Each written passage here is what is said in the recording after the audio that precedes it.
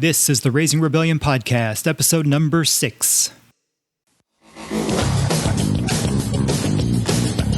Welcome to the Raising Rebellion Parenting Podcast, where we will explore how to help kids seek purpose and passion, challenge society's expectations, and avoid a standardized life. Now here's your host, Paul H.K.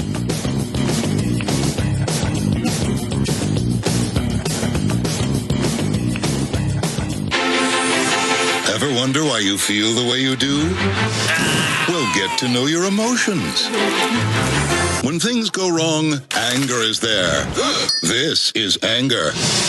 Get to know all your emotions with Disney Pixar's Inside Out, rated PG. He is the man with a plan. Oh my God! Ow. What could possibly go wrong? Paul Rudd is the man. I'm Ant-Man. The Ant-Man. Damn right. Marvel's Ant-Man. Hello, everyone. Thank you very much for being here for episode number 6. No, unfortunately, Pixar and Marvel are not new sponsors of this show. That was just a very, very small sample of the work from Hollywood voiceover artist Bill Ratner. Really interesting interview with him for you today. Bill was the voice of cartoon action star G.I. Joe at the height of its popularity. He talks about how that was during the early days of companies directly targeting kids for their marketing campaigns, and how he responded after having the realization that he was part of the problem. He also talks about his process of becoming a first-time author in his 60s, and also what I feel is a very important key moment and takeaway for listeners of this podcast. He talks about his I can do that moment. The I can do that moment is what us rebel parents strive for and hope to help our kids find for themselves. So there's some great insight on his moment here. So without further ado, here's my interview with Bill. Okay, today we are joined by one of Hollywood's best that you have probably never heard of. He is one of Hollywood's elite voiceover artists. His name is Bill Ratner. Bill, thank you so much for being on the show today. Hey, Paul. Thank you for having me. Yes, sir. Let's get right in. I'm really excited to start talking to you. Why don't we start from the beginning? Can you tell me about your childhood, what it was like growing up with your parents, and your first inkling of how you started to become a voiceover artist? Well, I was a lucky kid. My dad was managing editor of Better Homes and Gardens magazine, wow. And I'm a post-war baby boomer. And after World War II, America's economy and the world of advertising and media, television, radio, everything was just booming. Mm-hmm. And four-color printing had come to the fore right after World War II, and radio had turned to television, and everybody was buying a television set. And so it was a fun, exciting time. And, needless to say, I spent a lot of time at work with my dad, with everything from airbrush artists drawing pictures of Cadillacs and pancakes, and radio announcers doing voiceovers for TV and radio and so on. Mm-hmm. And so I got really interested on my own when I was 12 years old. My buddies in my neighborhood in Minneapolis, Minnesota, and I formed the Brotherhood of Radio Stations. And each of the four of us had 5-watt illegal AM transmitters, and we programmed a radio station that I named after my 6th grade teacher, Bob Close, and we wrote our own commercials and did our own game shows, and basically kind of did a cheap imitation of what at the time was called Boss Jock AM radio. Mm-hmm. And with the rise of rock and roll and Dick Clark on television and so on. Mm-hmm. So it was an exciting time, and I was very, very lucky.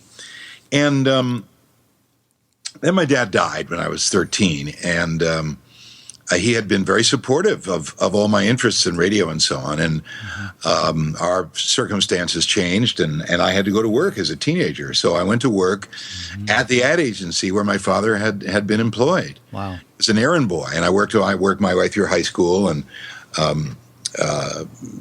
sneaking my way into seminars that were intended for the account executives and the salespeople and the creatives, and but used to in the depths of the Marquette building. I used to steam open resumes from young advertising execs. And, of course, I'd put them back in and give them to the right person. But I want to know, what are these guys saying to get jobs in advertising? And I learned a lot by doing these terrible things. Needless to say, the resumes got to the places they were intended to go, but not without my seeing them and examining them closely. And so by the time I got to college, I was a journalism major at Michigan State. I was well inculcated into the world of media and advertising. And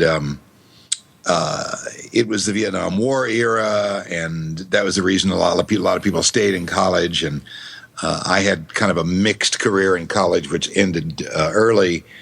And then went into theater as a kid. I always loved theater, and I did some acting and worked in schools doing theater stuff with kids, and ultimately got back into professional broadcasting when I was 30 years old. And it was a natural, fun fit for me. And long story short, I ended up getting married. I've been married for 30 years, and I had 2 daughters who are now grown-ups. And the first time that I was really confronted directly with the conflict between my sort of selfish interests going on the rise as a voiceover person and the interests of my daughters as children with growing intellectual curiosity and so on, was when I caught my eldest daughter at age 4 putting VHS cassettes into the VHS machine. She knew how to operate it better and faster than my wife or I did at that early age. Of course, right. And watching cartoons that I had voiced and things like that. And suddenly I realized, wait a minute, we're in trouble here. We have no idea about how to regulate her TV viewing habits. And then our second child came along, and there were no rules in my house when I was a kid. I got up early on Saturday morning, would go down to the television set in the basement and sit there and watch the test pattern with a picture of a radio transmission tower before Captain Kangaroo would even come on. And I hated Captain Kangaroo, but I'd watch it because I was addicted to TV. Sure. And so this is a real comeuppance for me to become a parent. And later I got into... I didn't want to make my children theater orphans, so I gave up doing plays and so on, and worked out of my home as a father, and was lucky enough to be around my kids a lot, and was able to support the household with my income and support my wife as a co-parent as opposed to an absentee father. And as my kids grew up and went off to college, I got into storytelling and had more time, and ended up at a storytelling conference in Utah, where I was paid to tell a story and teach a workshop called Voiceovers for Storytellers. Was taking a workshop from a friend as a participant, and the lady who was my workshop partner, by virtue of sitting next to me, turned to me and said, "Have you ever thought about writing a book about your volunteer work with kids in schools on media awareness?" And I said, "No." "Why do you ask?" And she said, "Well, my husband and I just started a publishing company, Familius Publishing, in Salt Lake, now in Sanger, California." And I thought, I've always wanted to write a book. Although books tend to be 50 to 100,000 words long, I was writing 750-word stories. Right. I could do this. And so we wrote back and forth, and I sent a chapter, and I thought, I have lots of stories to tell. I was in cartoons. I have strong opinions about kids watching too much TV and spending too much time on their smartphones and smart pads and this and that, and gaming and so on. So I started to write and got about 85 pages in. I thought, well, this is great. It's short, but smart. Sent it to the publisher, and they said, this is exactly what we're looking for, but we're not going to publish an 85-page book. So I was back to the drawing board, and I realized I needed professional help. So I enrolled in a low residency MFA program in nonfiction writing through University of California, Riverside, and ended up with the lead book critic from the LA Times, David Hewlin, is one of my teachers who helped me line edit my work. And other fabulous memoirist named Emily Rapp and a terrific nonfiction teacher named Deanne Stillman, all, well-published people who were helping me as my instructors edit my manuscript and encouraged me to keep writing. So I finally finished it, and the book got published by Familius Publishing in 2014 at the end of the year, and it's been a real adventure ever since. I worked for a whole bunch of TV stations, including Channel 7 in L.A. and ABC affiliate in Chicago and CBS affiliate in Washington, D.C., and I called a bunch of my clients, my TV station clients, where I'm a voiceover guy. I said, hey, fellas, I've been on your air as a voiceover guy for 10 years. Give me 5 minutes in your morning show to sell my book. And they said, yeah, but your book is about telling people not to watch TV. I said, well, come on. It's about more than that. But enough of them fell for it. So I went on a book tour, which kind of in its own way continues and fits and starts. I just came back from northern Minnesota, where a small town actually hired me to give a bunch of talks about kids and how to control their viewing habits and how to ameliorate the unfettered effect of electronic devices on the family. So that's where I'm at, Paul. Right. That's fantastic. We should mention the name of your book here. It's called, and correct me if I get this wrong here, but Parenting for the Digital Age: The Truth Behind Media's Effect on Children and What to Do About It. That is correct, sir. Okay. That is the name of it. Yeah, I was very, very proud when my first box of books arrived in the UPS. I picked this thing up, and I was carrying one. I won a couple of prizes lately and put the gold stickers on there, and very happy with it. It's really been a fun adventure to put your thoughts down on the page, work with an editor at a publishing company, work with instructors in a writing program, and be humble enough to go, yeah, you're right. This is silly. This needs to be expanded. This needs to be cut back.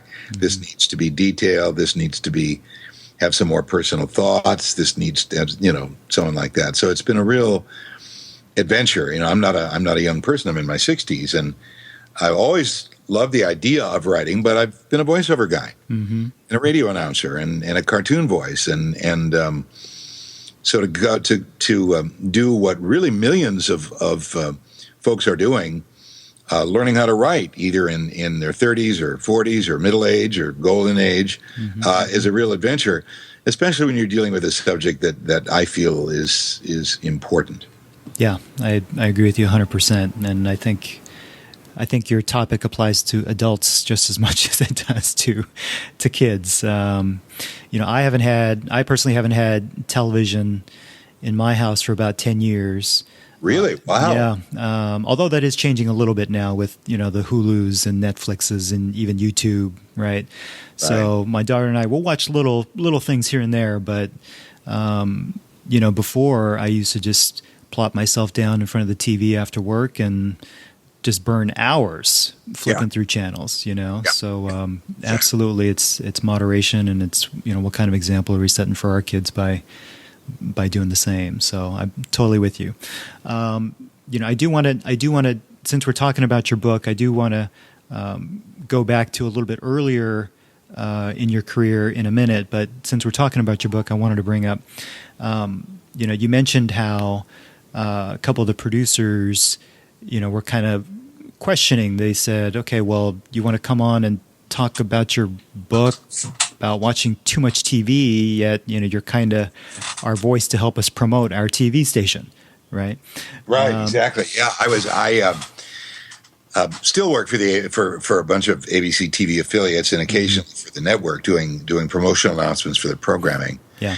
And I walked onto the ABC lot in East Hollywood, and young producer handed me my copy, which was, could have been for the Academy, coming up on the 75th anniversary of the Academy Awards, blah, blah, blah, whatever it was. He said, wait a minute, aren't you the guy that doesn't let your kids watch TV? And I said, well, we watch videos and stuff. Right. He said, well, but we're about to pay you to tell people to watch television, and you don't let your own children do it. What's up with that? And I said, well, I have two jobs. One is I'm a professional television announcer available for hire, And secondly, I'm a parent. Sure. Two very different jobs. Right. And, I'm sure there are a lot of people listening who are not Luddites and who like their digital equipment, as do I. Mm-hmm. I like my iPhone. I don't love. I like it. Mm-hmm. I like my iPad. I use it in my record booth in my voiceover studio all the time. Mm-hmm. I like my new Mac computers. They're absolutely essential for what I do. Mm-hmm.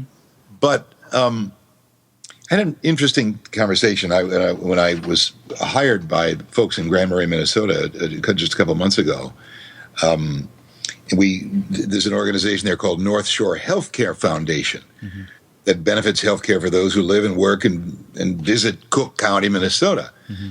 And so they had a lot of things that they were interested in hearing. I went to some schools. I talked to some business people. And at the beginning of one session, it was mainly live, and then I came home and they wanted to do one more session over Skype. So here I was, the Wizard of Oz, on the Skype 2,000 miles away. And the first thing out of one of the board members' mouths was, "Well, I like my digital equipment."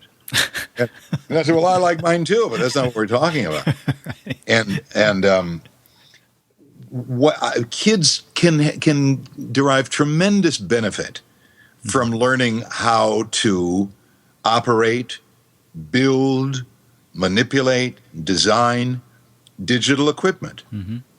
But unfortunately, most parents choose to have their children do far less than that. Right.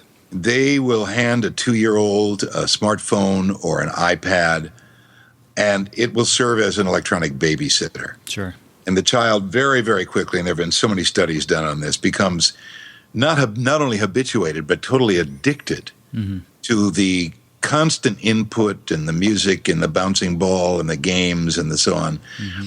There are some people who say, it's great for kids to learn, eye-hand coordination. I would say that a baseball or a softball or a rubber ball is probably better for that. Mm-hmm. And eye coordination on an iPad or an iPhone can be learned by a child in seconds. Mm-hmm. People also say, well, hey, we're becoming more literate on the internet. Well, that's an interesting argument, and I don't disagree with it. I don't really disagree with the argument that texting is kind of a new form of poetry and haiku and so on. Mm-hmm. But 2-year-olds are not writing poetry and haiku. 2-year-olds are not writing yet. Right. Children don't learn to write and read practically until they're 5, 6, 7 years old. Mm-hmm. So those essential developmental years in which children not only learn how to identify physical things in their world from things that are good for them to things that are not so good for them, learn how to make eye contact with their peers and their siblings, and learn how to chat and talk and negotiate and giggle and play and stare at the stars and taste things and touch things and balance things and build things. That all happens before they're capable of texting.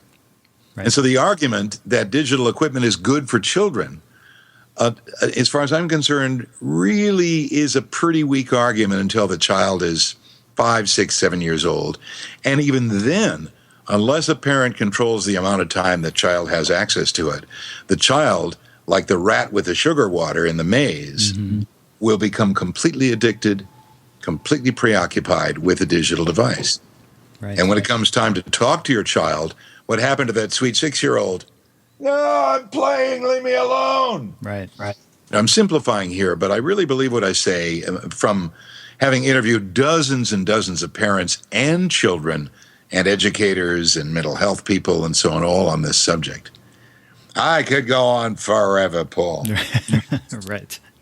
Well, it's a fantastic book. The fact that you started to become sort of self-aware of your role in basically media and how you contribute, towards content for kids and really kind of almost enabling them to spend more time on digital devices, right?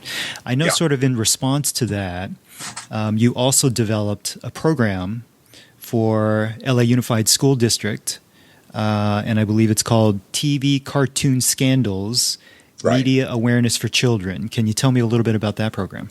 Well, what preceded that was I got the best voiceover job I've ever gotten in my life in the 80s. I was cast as the character Flint on G.I. Joe All-American Hero, the TV cartoon. Right. And that series, we did 50 episodes. Those episodes ran for about 25 years on syndicated television. It's amazing. I think I got my last series of checks through the Screen Actors Guild, my union, about 10 years ago. This was 1982 when it started. Mm-hmm.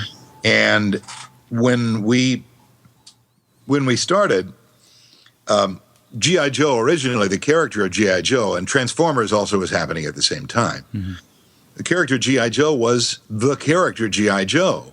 At first, he was a cartoon character in the 50s. People may remember the comic books, if they're comic book collectors or happen to have been alive around then reading comics like I was. And then G.I. Joe was an action figure in the 70s and sold very well, Hasbro Corporation, and was kind of the boyfriend of Barbie over at Mattel. They're the same size. And they actually did some collaborating between Mattel and Hasbro during, oddly enough, Desert Storm in 1992, when the U.S. sent troops in to Iraq and Kuwait. The cover of Barbie magazine featured Barbie and G.I. Joe on the cover in Desert Storm fatigue uniform. Wow. And so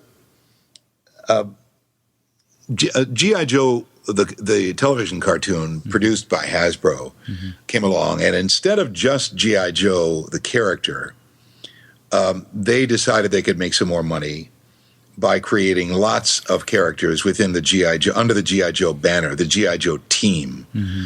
And by the end of the series, I think there was something like 98 different characters, and thus every child in America could buy 98 different action figures and a bunch of transportation vehicles and airplanes and so on, all under the banner of G.I. Joe. Right. Transformers was also a parallel world. Mm-hmm. And so I was teaching at a kids' camp that my daughters were going to, and we started talking about G.I. Joe, and I just asked these kids, I said, all right, if you guys were given the money to buy just one of every single G.I. Joe action figure, how much money would you have to spend? And we sat for a couple of minutes, and one kid had a calculator on his phone, I think, and he said about $1,800, maybe $2,000. And I thought, wait a minute.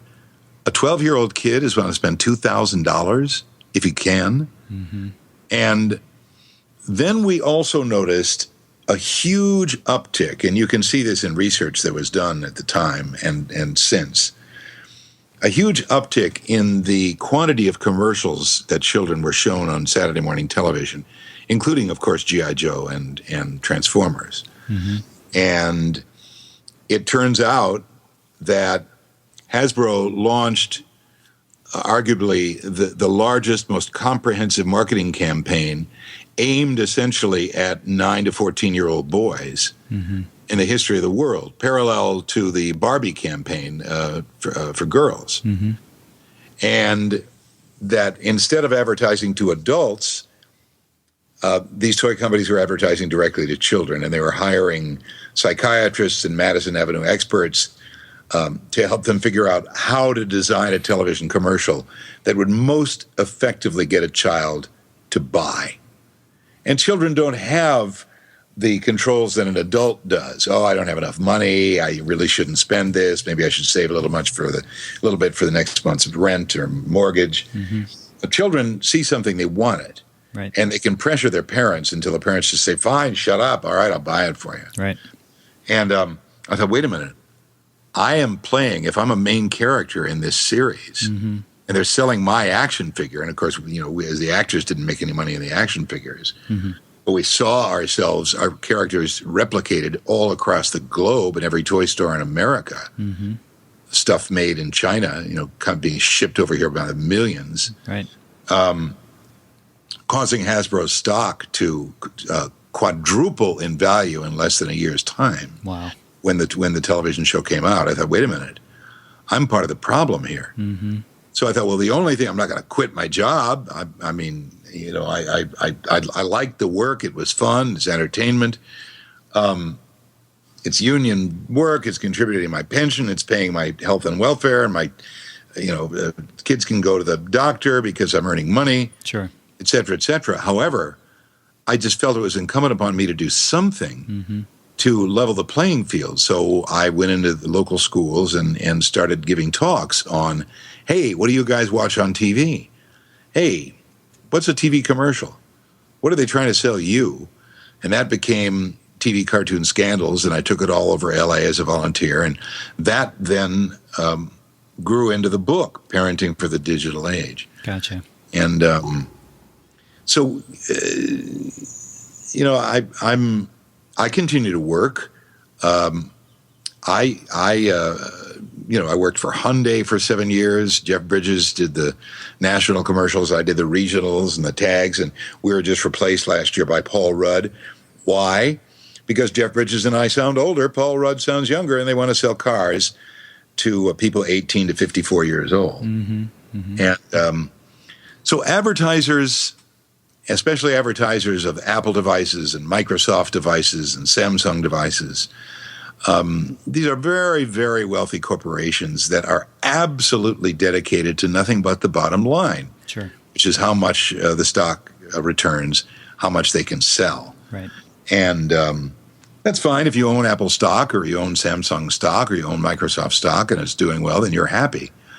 But your children and your siblings, children, and your grandchildren, and even your grandparents, and all of us are ripe targets for the merchandising and the marketing that's done by every one of these companies. Yep. Again, do I like my digital devices? Yeah, they're handy as can be.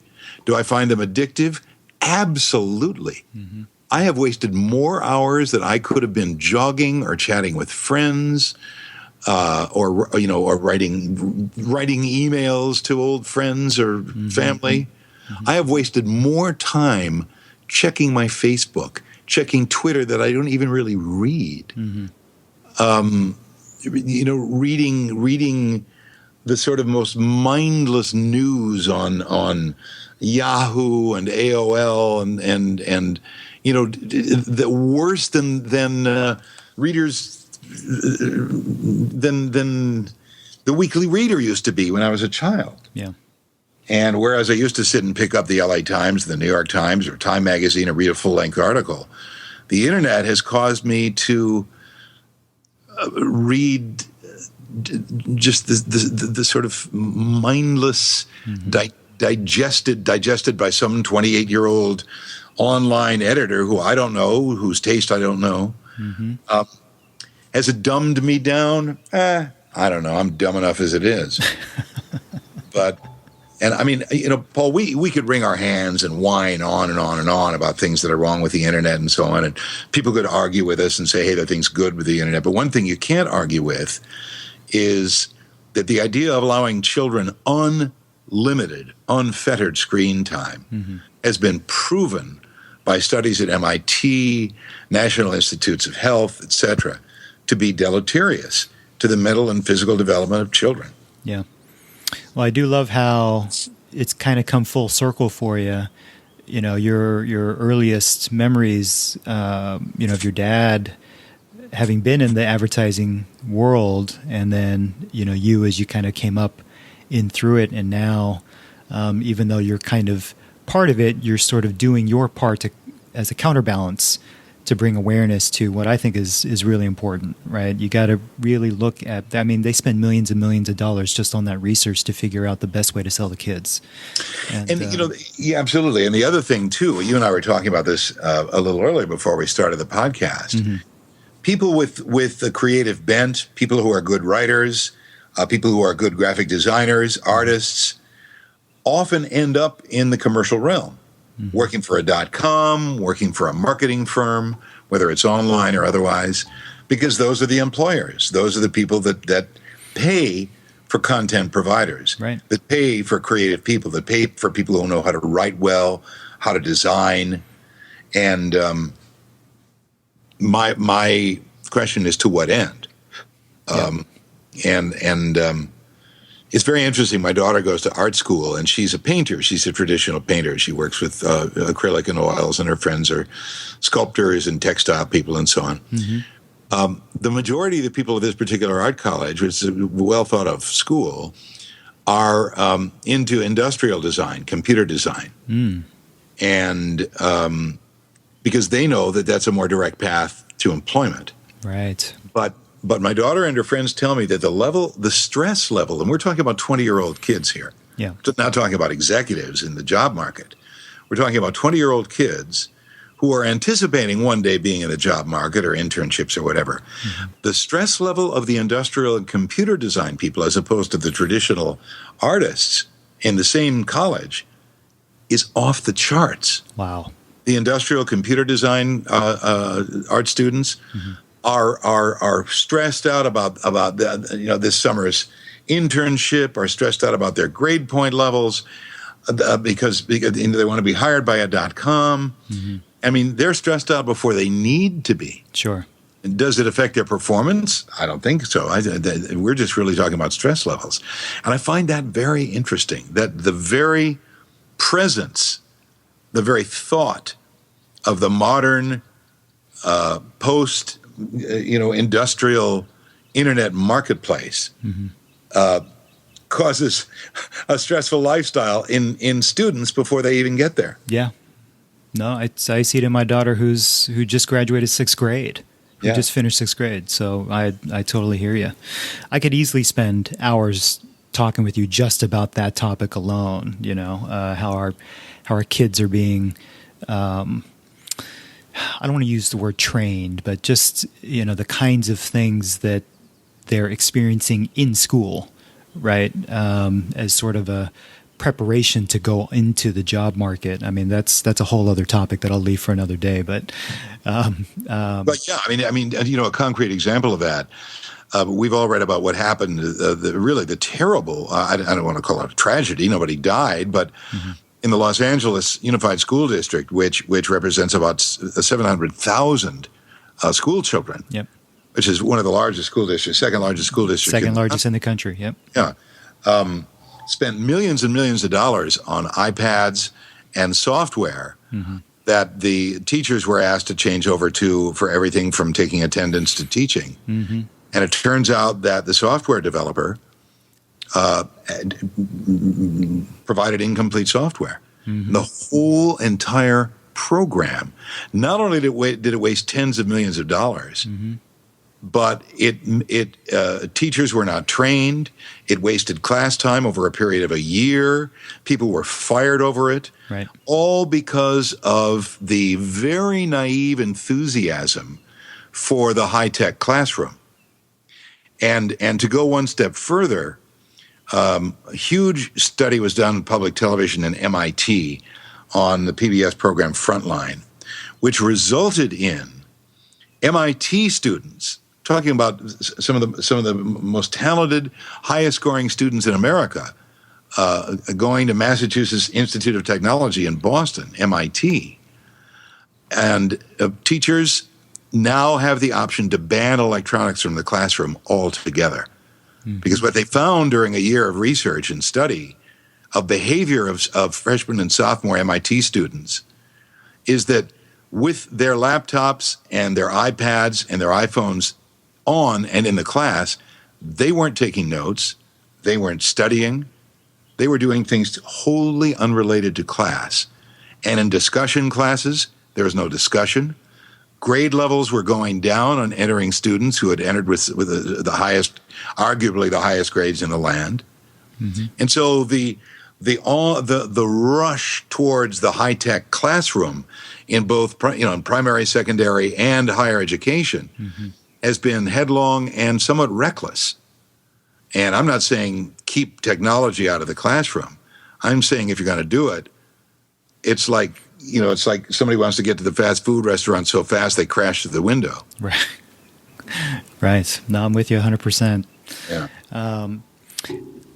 If we could change topics a little bit, I kind of want to take you back, and I want to ask you about the story of the moment of where you kind of had the light switch that turned on for you, as you were becoming a voiceover artist, or really before you were becoming a voiceover artist. There was a story that you told once about you were watching a play, and you had a kind of visceral reaction to that particular play. It was, "Oh, Dad, poor Dad, Mama's hung you in the closet, I'm feeling so sad." Right. Right? Can you tell me about that story? Well, I was 17 years old, and in high school, I was on the swimming team and worked for the literary magazine and was an editor in the high school newspaper. But I didn't want to be in plays because I liked the theater. I used to go to the theater. I took my dates to the theater. I ushered at a local theater in Minneapolis. But I was too embarrassed to get up on stage and put on a weird costume and be silly. Mm-hmm. But I went to the theater, and "Oh, Dad, Poor Dad" is a very absurd, sort of dark comedy, and I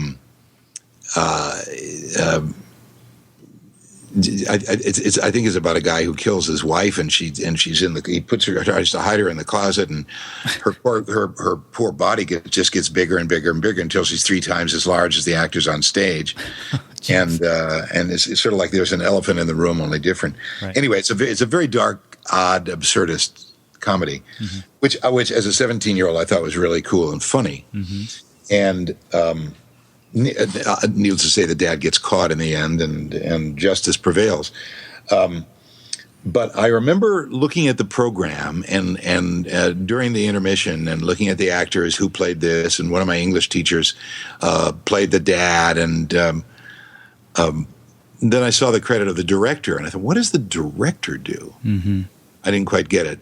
But when I looked at the actors, who were sort of being funny and expressive and obviously having a very good time saying their lines, it just a light went off in my head, and I thought, I could do that. That'd be fun. Mm-hmm. But I kept it in the back of my mind for a lot of years until college didn't work out for me, and I turned 21 and decided to try being in the theater, and it ended up sort of saving my career, and I ended up working in the theater as a professional actor for a number of years, and immersing myself in everything from Shakespeare to Molière to Beckett and Genet, and it shaped my life. I would not be where I am. I would not have gotten into voiceovers and cartoon acting and so on were it not for that moment. And I'm sure that happens to a lot of kids. I'm sure a lot of adults can look back and remember that there was one moment in their childhood somewhere, maybe in adolescence, where they thought, that'd be cool. Mm-hmm. Whether it's working on cars or computers or rocket ships. And so that was a very empowering moment for me, and it was because I just had an interest. My parents were not theater people, far from it. My dad was a businessman. My mother was a social worker. Mm-hmm.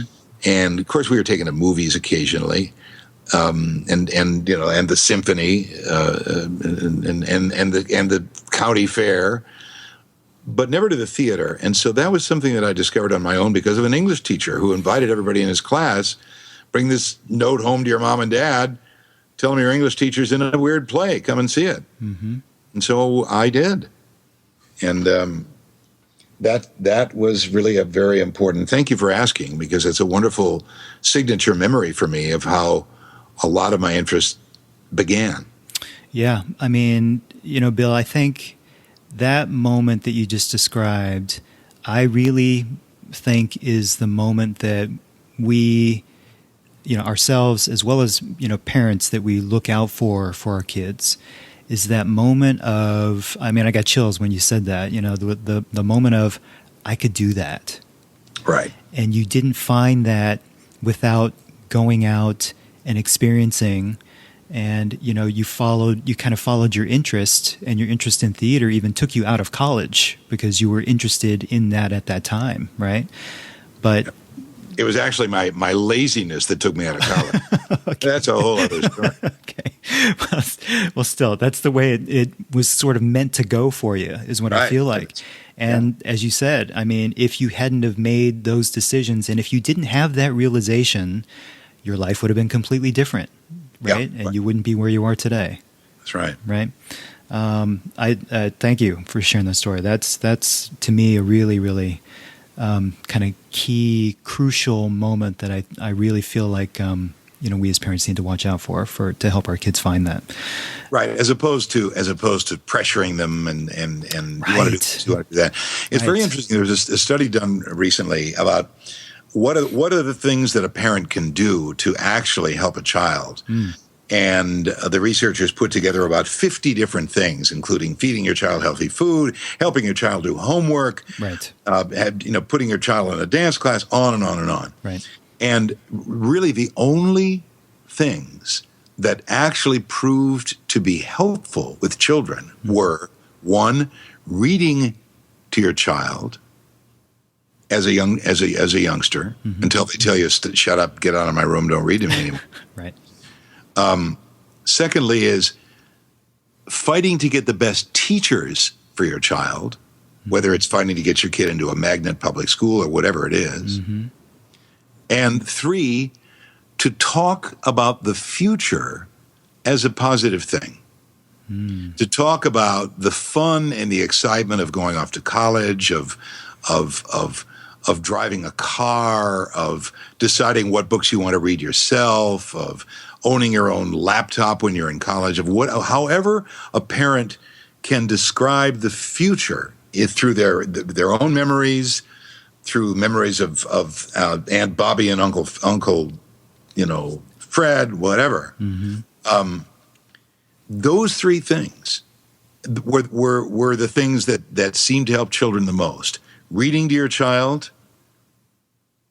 finding the best teachers for your child, and characterizing the future as a really fun and exciting thing.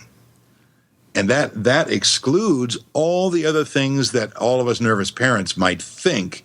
I've got to do this. I've got to do this. I got to do homework with my kid. I've got to do blah, blah, blah, blah, blah.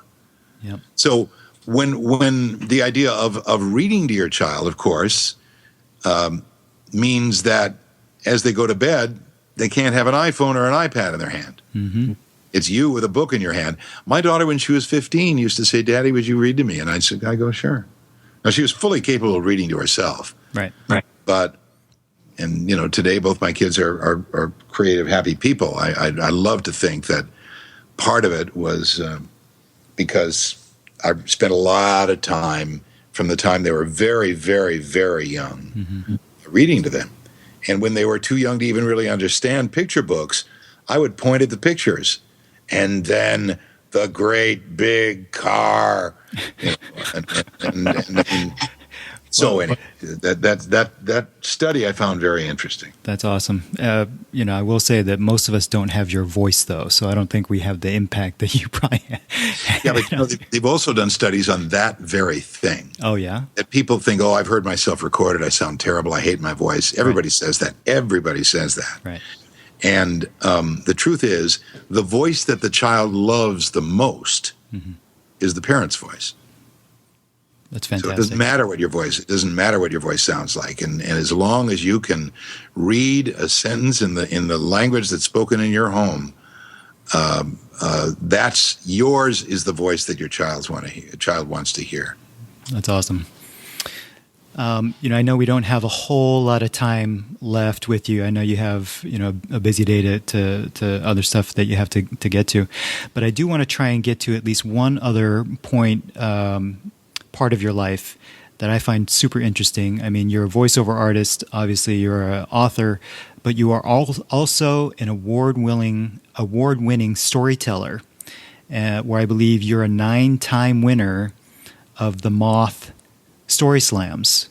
Right. The Moth, one of my favorite podcasts. It's awesome. Anybody that hasn't heard the Moth stories on the Moth podcast really should check it out. It's fantastic. Can you tell me a little bit about how you sort of got involved in storytelling and how you became so good at it? People should check out the website, The Moth, as in the little thing that flies around and eats your woolen clothing, themoth.org. The Moth got started in 1997 by a midlist fiction writer named George Dawes Green, who held a party at his house, and he was tired of beer and wine parties. And he said, you know what? Anybody who comes is going to have to tell a 5-minute story on a theme.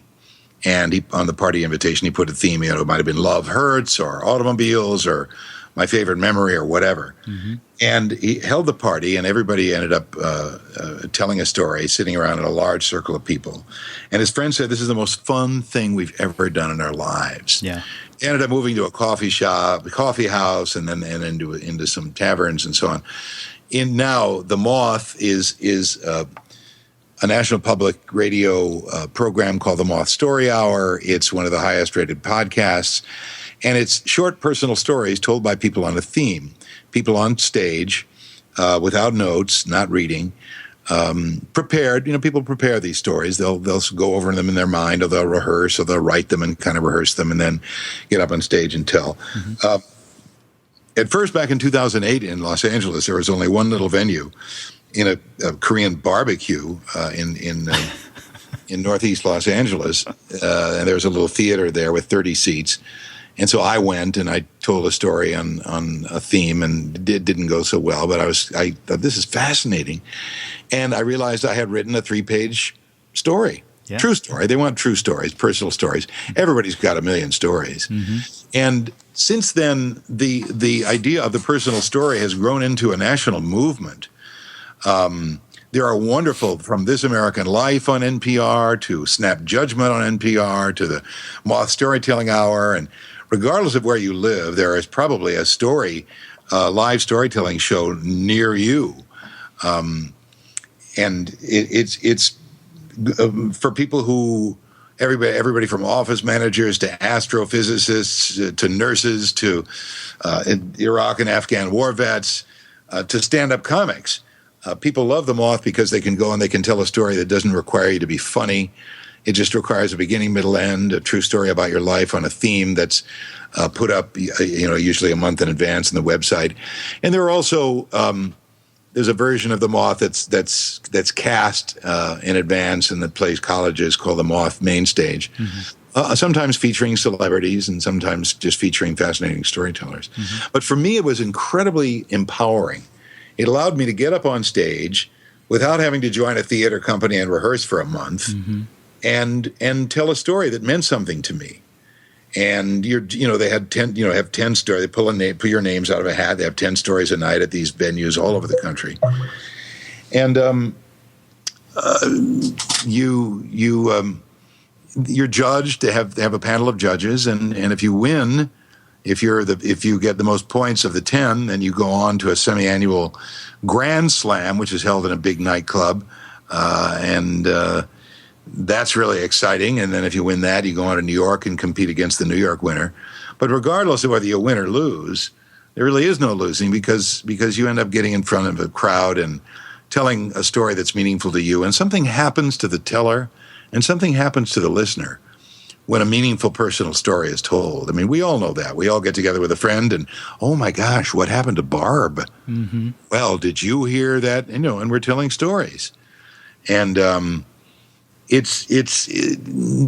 people just may want to Google local storytelling shows and with the name of your town, or themoth.org, or snapjudgment.com, or This American Life. And it's a movement that has really, really exploded across the country into entertainment venues, much like the folk revival in the 50s and 60s, much like rock and roll exploded onto stages of local clubs in the 60s and 70s, much like stand-up comedy exploded onto what formerly music club stages in the 80s. These days, it's personal storytelling shows. And it's been very empowering to me to write a story every couple of weeks and try to get up and being in a show every now and again, and then suddenly realizing, gee whiz, I've got half a book worth of stories here. A number of those stories ended up in my book, Parenting for the Digital Age. Working on a second book that's much more personal, and it's a memoir, and a lot of those stories have ended up on that page as well. So it's been... it's a wonderful night out of entertainment for grown-ups. There's a Kids Moth. A lot of these storytelling programs are being done in the schools, which are tremendously empowering for kids who are given time to rehearse and write their own stories and of their own accord and voluntarily get up in front of their schoolmates and families and tell stories that they might not have otherwise had a chance to tell. I've witnessed some of these evenings with school kids telling stories, and it's hair-raising, it's heart-rending, it's funny, it's sweet, it's triumphant. And so the personal storytelling movement in this country is alive and well. That's fantastic. I'll put links, on the site with this podcast to everything that we're talking about today. I know you do have to run in a minute. Do you have time for one more question or no? Mm-hmm. Okay. You bet. My last question to you is, about this podcast. We call it Raising Rebellion, and the rebellion is, against just sort of the normal expectation of what society expects from our kids, right? Throwing them through the system. Mm-hmm. What advice can you give to parents or kids who might be listening on how to become a successful rebel in life? I think we're all rebels. I think we're already there, which is great. We just have to decide, okay, I'm a rebel. Now what do I do? And a creative rebel is going to take his or her kid to the park. If the kid wants to watch a TV show, take him to the movie instead. Go to your local museum and go to your local kids group and do art classes and take a walk and take a bike ride and just spend time with your kid. And that's my answer to that. That already each one of us as individuals is a rebel in the best possible way. We all had to rebel in order to get out of the home, in order to kind of shuck off the psyches of our parents and become who we are, mm-hmm. and to kind of get back to that refreshing, individualized character that we possess, each one of us as individuals. It's from that place that you can decide, okay, I've got a kid now. What should I do? What creative, fun, kind of rebellious thing should I do with my kid? And Paul, you use the word rebel in such a wonderful, warm, creative, empowering way that I really like it. I appreciate that. Thank you so much. Great advice, too. Okay, I know you got to run, Bill. Bill is one of Hollywood's best voiceover artists. He's also an award-winning storyteller and an author. His website is billratner.com. You can find his book, Parenting for the Digital Age, on Amazon and wherever books are sold. I'll provide links to his book and all of his social media channels in the show notes for this episode. Bill, it's been awesome. I could talk to you easily for a few more hours, but I'm very grateful for you taking the time, sharing your stories. Thank you so much, sir, and I really look forward to hearing you again. On the Moth and in commercials and TV shows and movie trailers all over the place. So thank you so much for taking the time. Great, Paul. Thank you. It's been fun chatting. Okay, talk to you later. Bye. Bye.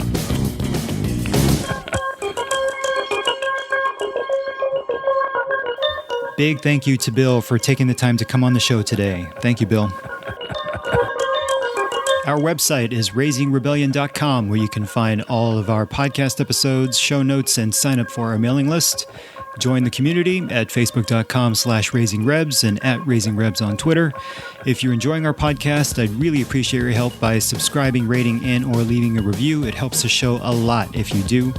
Do you know any other rebel parents? If you do, please feel free to spread the word. And finally, I really appreciate you listening, and I'm truly grateful for you being here. Thank you very much. And until next time, go Rebs.